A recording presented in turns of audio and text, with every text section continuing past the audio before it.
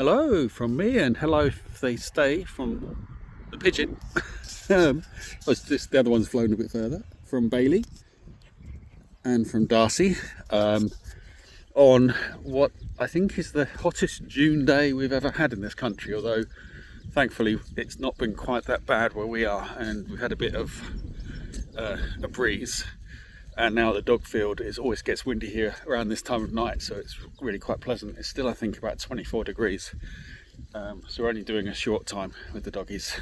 But yes, it is the end of June, and this update's a bit overdue, but there's reasons for that. So as life tends to do, it threw something of a curveball at me about 5.5 weeks ago, when the process was started, and the end result of that is being made redundant from my day job, which means technically right now I am a full-time author because I don't have another job. So starting the search there, but what it has meant is there's been quite a lot of things up in the air, and I had to allow the process to finish before saying much about it. It was interesting because I was effectively put on gardening leave straight away, so I've now had 5 solid weeks of being able to be at home and doing some stuff on the writing, and various other bits and pieces. So Bailey is insisting on walking on my heels at the moment. He's getting a bit spooked by the field for some reason. I think he's still missing Lola. So that's been going on. What that has meant is that Wanderer Book 11 is now probably about 2 or 3 hours work away from being second draft complete, which means that I will have transcribed it all into the writing software I use.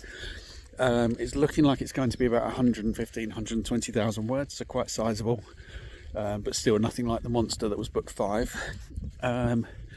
And I've been putting various other bits and pieces into place as well, trying to get a bit more organised. So there should also be a bunch more short stories over the next period of time. I need to work out quite how long.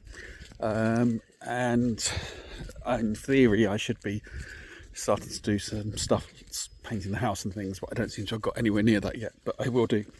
And on top of all that, we've had the engine on one of our cars developed an oil problem and completely died, so we've had to have that replaced. And Darcy, who is way back there now, managed to, in the space of about 6 seconds, scoff down 2 chicken satay skewers with the chicken on them, are completely intact, about 2 inches long, which was led to a rather expensive vet's bill as well, as they couldn't do the usual trick of making her throw them back up, because they could have done even more damage. So they had to put her under and use a probe. But luckily they did get both out. One of them was starting to embed her stomach, so it was just in time. So yeah, life has been interesting. They do say, may you live in interesting times, as a curse, I believe, in some places, but things change. It's going to be interesting to see quite what the next few months holds. I'm definitely planning to get some more writing in, and just enjoying the sunshine at the moment, being at home. It's funny when a job does that. One thing it does do is all the stress that you're carrying from it disappears. It brings a whole different set of stresses, of course. Like, okay, I probably need to find another job at some point, but that's underway, and it's summer. I can't think of a better time to be stuck just at home, not doing too much. And also last week I was at the self-publishing show conference.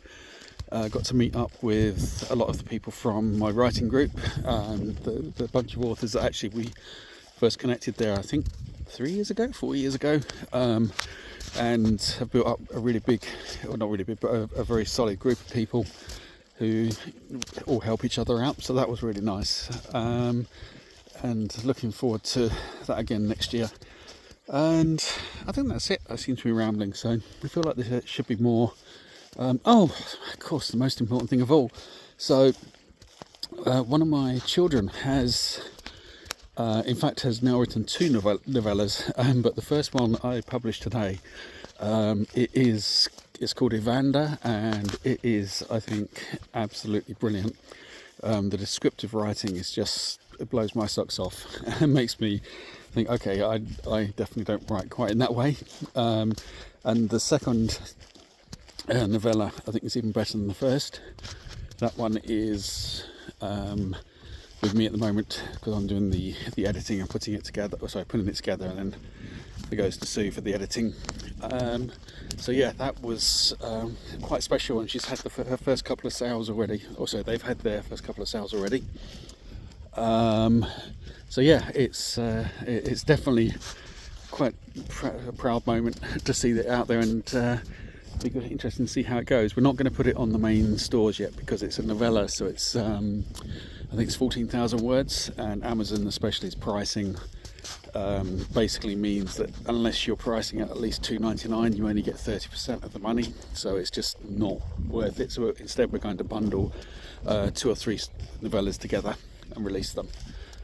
I think that's it. It's beautiful here. It's just wonderful. It's just so warm, but also that wind is just taking the edge off. Wherever you are in the world, I hope you're not suffering too badly. I know some parts of southern Europe are in crazy temperatures, and there's probably parts of the US where that's just what you have every summer anyway. Yeah, that's everything I can think of. There'll probably be more. There will definitely be an update a bit sooner going ahead.